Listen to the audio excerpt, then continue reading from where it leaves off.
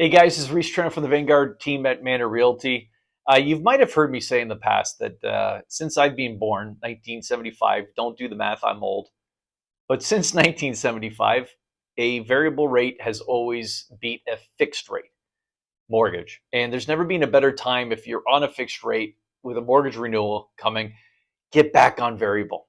This is the perfect time to do it. And I'll explain why in a second. What I want you to understand in layman's terms. So let me put this in plain English. Because when you go to a bank and you say, Mr. Banker, I would like a fixed rate mortgage. What you're really saying to the banker, and this is so important to understand as an investor or as a homeowner, what you're really saying, you're not saying, Mr.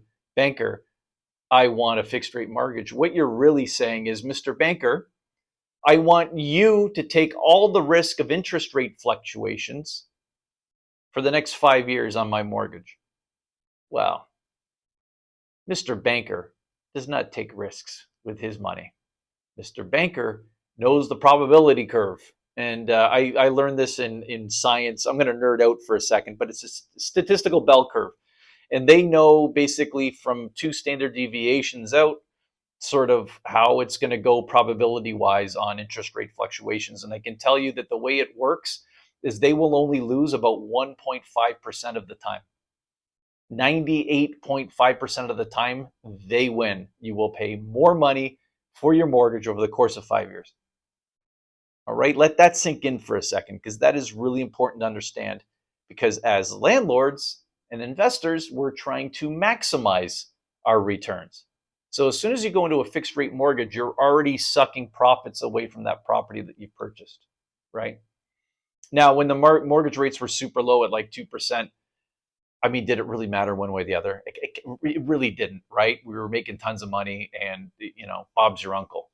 But now, you're talking about 5-6% interest rates. Well, if you do variable rate, and I'm not the only one saying this, Rob McLister, funnily enough, I know Rob because he's originally from Windsor and he married an old girlfriend of mine that I was dating when I was like 20 years old. It's so funny how the world works, because now he's this big time mortgage specialist expert out of British Columbia.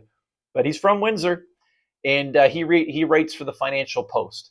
And here's his headline: Financial Post, Rob McLister, originally from Windsor. Make no mistake, the scales have tipped in favor of variable mortgage rates.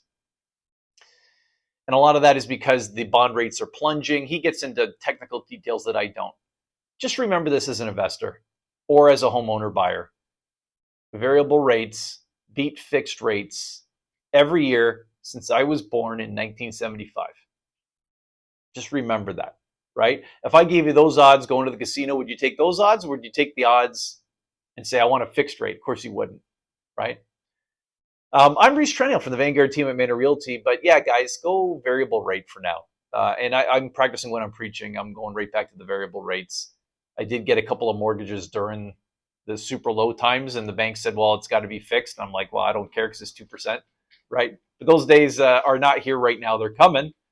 The chief economists at CIBC and RBC predict 2.75% interest rates by the end of 2025.